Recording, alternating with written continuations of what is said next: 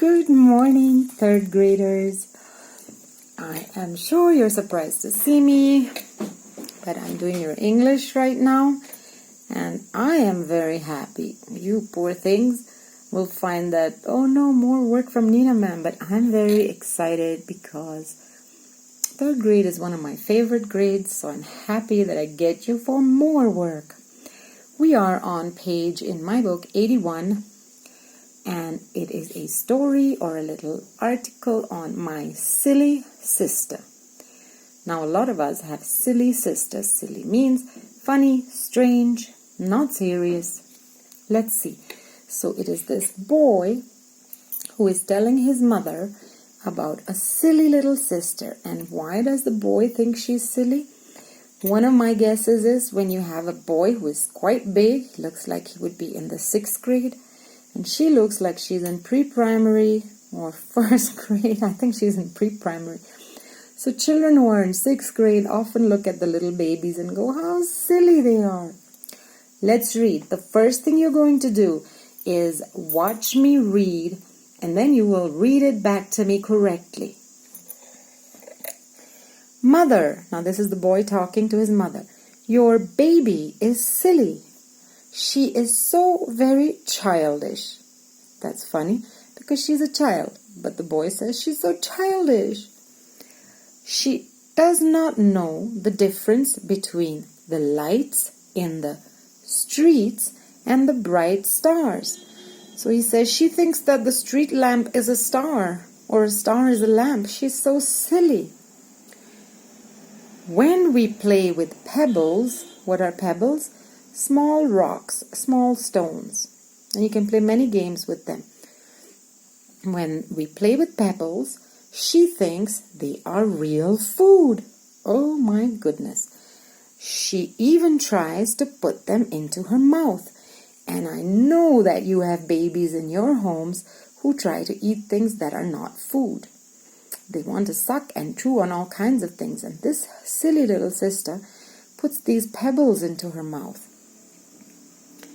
When I open a book before her, in front of her, and ask her to learn ABC, she tears the pages with her hands and roars with joy at nothing. How awful. And I know pre-primary children used to do this in our school. Look at her, she's so happy. Roaring is like the sound a lion makes, but when you roar with joy, you're like, wow, so happy. And she's so happy because she's tearing books, and he's so horrified because he knows books should not be torn. This is your baby's way of doing her lessons. He says, look, mother, your baby tears the books and then screams and roars with joy, and that's her way of doing lessons. He's horrified. I'm going on to the next page. When I shake my head at her in anger and scold her or call her naughty, she laughs and thinks it great fun. So I get angry with her and I say, naughty, naughty. I shake my head and go, no, no, no. And I scold her, say to her, that is a wrong thing you're doing. But she doesn't take me seriously. She laughs and thinks it's such fun that my big brother is making all these grumpy faces at me. Then he goes on to say, everybody knows that Father is away, but sometimes I call out, Father, playfully. And she looks quickly about her in excitement and thinks that Father is near. Oh, she's just a poor little baby. So when he playfully, as a joke for fun, Father doesn't live there, Father's working somewhere else, and when he shouts out, Father, Father, the poor little baby looks around, about her, around her, and gets so excited and thinks, oh, my father is somewhere here. I think that's rather mean of this brother. Sometimes I hold a class with the donkeys that our washerman brings to carry away the dirty clothes. Now, we don't have the hobbies that bring donkeys and take our dirty clothes to wash them by the river, but in some places, I believe this story is written in Bengal. I'll tell you why I think so. You can tell me why I think so. If you just look at the name of the author, the writer. And there, the dhobi comes and he has donkeys and they load the dirty clothes. Then he takes it to the river, washes it, dries it, irons it, and brings it back. So sometimes what this boy does is he holds a class with, with the donkeys. So he makes the donkeys be his students. I warn her that I am the schoolmaster and that she better not make any noise. Only then she keeps quiet. Now this is a translation from Bengali, so some of the English is a little awkward. That often happens when you're translating from another language. But we understand what he's saying. He's saying, I put all the donkeys in class and I tell her, you be also in the class, I'm the schoolmaster. And only then is she quiet when I play school with donkeys. Sometimes, don't get upset, I feel the same as him. Then what happens? I insist. To insist means to say this must happen. I insist that she should call me Dada. Okay, in Bengali and in Pahari, big brother is Dada. Your baby wants to catch the moon. She's so silly that she tries to catch the moon in the sky. She is really funny. Mother, your baby is silly. See, she is so very childish. And the funny thing about this is babies are babyish, children are childish because that's what they are. For Nina ma'am to be childish would be very silly. But a little child, of course, will behave like a little child. Only her big brother is complaining about her behavior to his mother. This story was written by one of my favorite writers, Rabindranath Tagore. It is translated and he has written some wonderful other stories, poems, and some songs that we sing or recognize. So maybe you want to look into that, ask your parents. They definitely know a lot more about him than you. Today, what you're going to do first for me is read this story back to me. You can do an audio or a video file. Now, if you have a word that you cannot read or you notice you're having difficulty with, let's say excitement, happiness, excitement, okay? If you have difficulty with this word, you're going to make a little card, write this word down so that you have cards of all the words that you have difficulty reading. You're going to practice reading those cards. You're going to listen to this video again and you are going to read back to me when you have practiced. So do this first. I would like to hear you read English first. Once you have done that, children, we are going to write the word meanings in our notebooks. Childish, to behave like a child. And often this is not something that is good. It is more like silly behavior. When you are sitting there sweetly and working nicely, we don't say you're being childish. But when you stamp your foot and go, I want more toffee, then we say, that's so childish. Okay, so you can say silly, babyish behavior. Pebble, small rock. Now, donkey is not a word that we need to write the word meaning of, but you can if you like. Dirty, not clean. Anger, to be upset about something. Excitement, to be happy and look forward to something. She was looking forward to her father being back. Playful, behaving in a... Look it up in the dictionary. This is a word I would like you to tell me the meaning of. It's not that simple. And I know that you've been working with the dictionary, so tell me a nice meaning of playful. Naughty, not well behaved. Washerman or washerwoman, a person who does our laundry. Laundry. Our clothes, when we wash them and clean them, are also called laundry. Laundry. Once you have written the word meanings in your notebooks and told me the word meaning of playful, we continue. Now don't panic and say, my goodness, all this work is not expected to be finished. I don't expect you to be finished today in one period or 1 hour or even as homework this evening. But you are going to stop this video, complete what I'm asking you to do, and then move on. So please don't panic. We will move as slow or as quickly as you wish.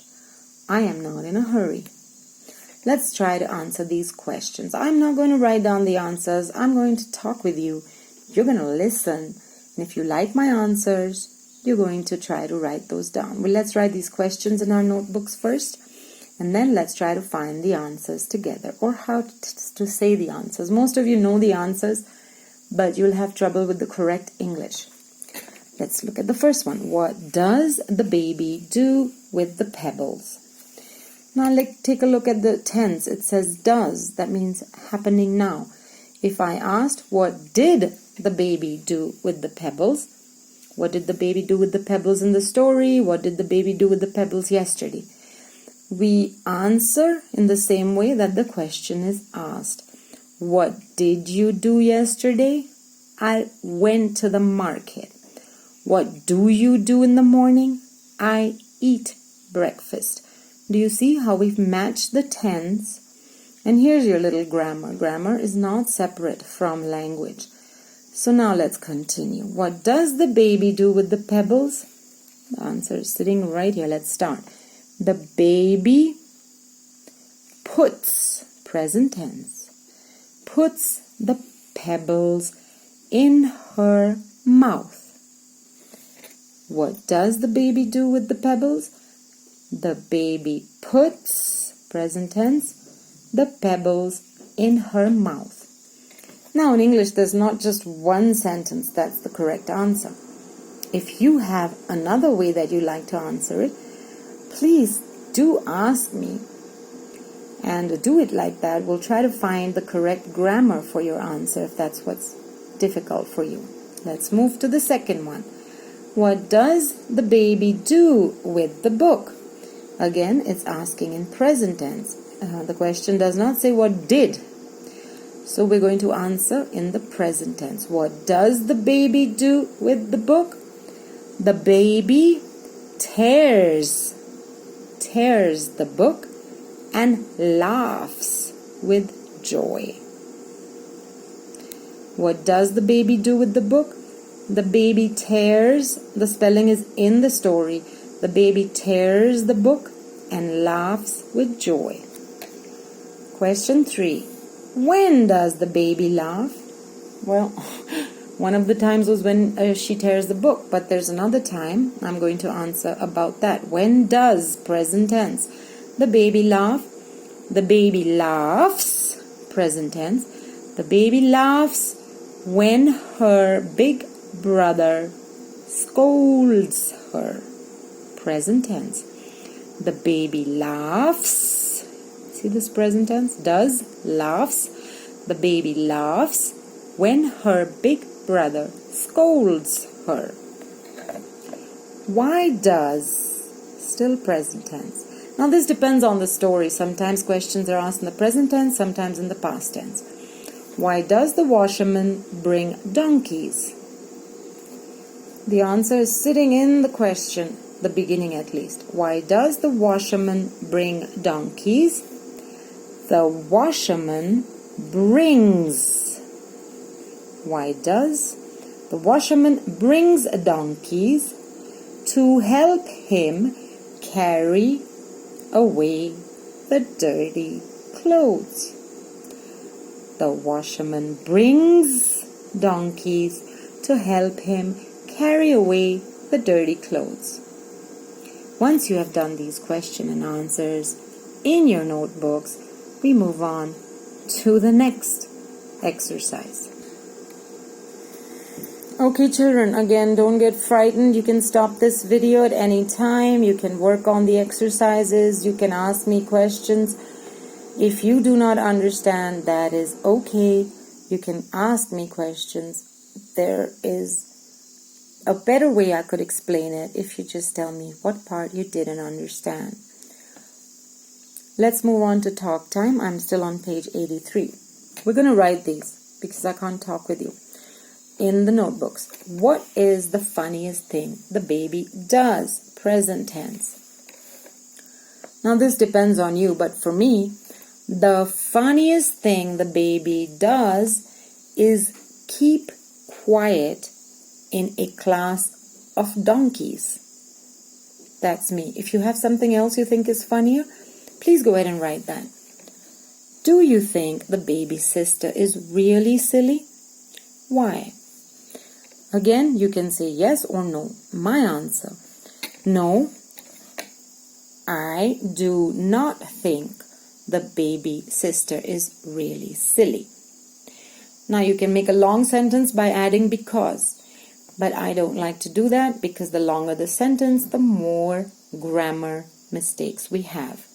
So this is how I'm going to answer. No, I do not think the baby sister is really silly. Full stop. She is just a very young child. I don't have to write because she's just a very young child. She's just a very young child, and small children behave this way. I don't really think she's silly. Now, if you have a different answer, go ahead and write your answer. Once you have done these 2 questions in your notebooks, I'm going to read this to you. You do not have to read it back to me. It's just a little bonus so you can say some of these words. I believe this word is going to be difficult for you, and this word is going to be difficult for you. Probably this word is going to be difficult for you. Hands are for clapping. Feet are for walking. Hips are for shaking. Arms are for stretching. Eyes are for blinking. Heads are for nodding. Elbows are for moving. Mouths are for talking. My goodness, I don't believe this rhyme. But hands are for clapping. Feet are for walking. Where's the hips? Hips are for shaking. And arms are for stretching. Eyes are for blinking. Blink, blink, closing your eyes. Heads are for nodding. There, when you move your head up and down, that's nodding.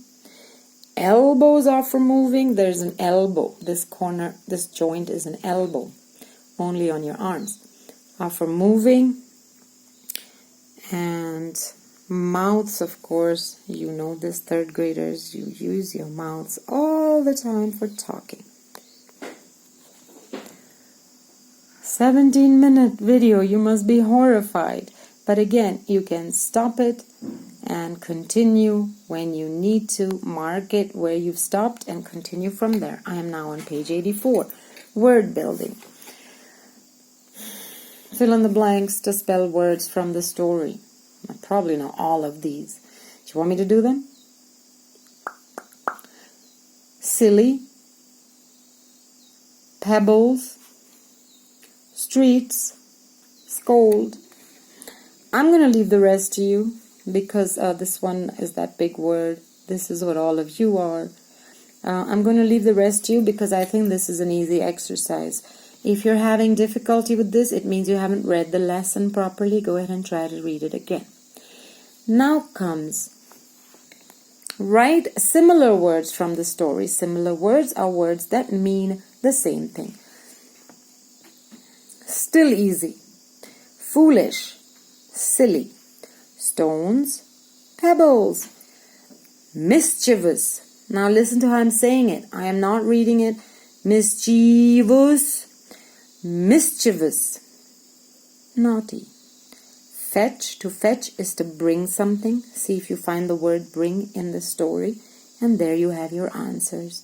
Now you have space to work in your textbook. I am not very fond of people writing in textbooks. I leave this to your discretion as you wish. Once you have done this exercise, let's move to fill in the blanks with the words from the box. No, thank you. This is too easy. You can use one word more than once. So the blank are playing in the field. The blank are very happy or are happy. Blank are playing. You can use one word 2 times. Catch me if you can. And I'm going to leave you to do this as well. I think very few of you will have difficulty. You have to just choose the words from here. Now we come to page 85, fill in the blanks. One child, many. One fox, many. One duck, many. One goose, many. What is this? This is a grammar exercise in singular and plural. If there is a difficulty, please ask me. I believe this is something we studied last year. I remember seeing it on the board last year in second grade. Then we move on to add FUL, full, just FUL, one L, to make a word. What are you going to do? You're going to add FUL to these words. Here it may be easy. You've seen this word and you're going to give me the meaning. When you say, Ranjit Rana has a lot of beauty, he is beautiful, your Y will disappear and an I will come instead. This one is easier. The books are useful. And then you have plenty means many, a lot. And the sentence says, the vegetables are plentiful. This is an old-fashioned word. We don't see it that much. But this is how you would do it. The Y disappears to become an I. Alright children, so this one wasn't so difficult. Exercise 5 on page 85. So I put a little question. What kind of words are these? The ones that we've made. Playful, beautiful, useful, plentiful. Let me give you an example. A playful boy, a beautiful garden, a useful computer, plentiful flowers, vegetables. Now, the way I've used them, maybe you can tell me from grammar. Again, these are all grammar exercises, children. When I use a word that describes a noun. A playful boy. The boy is the naming word, the noun. And now I'm saying, what kind of boy? A playful boy. What kind of children? Playful children. What do we call these words that describe nouns? Please write that down too. In a full sentence, these are called. Moving on to grammar exercise 6. Add ly to make a word. The new shoes are, and then you add ly. This is just very easy. Should you have a question about this, you can ask me. Otherwise, you may do these yourselves. I don't think any of us has difficulty with these words once we have an ly behind them. Question 7 says add ish to make a new word. Child, fool, and baby.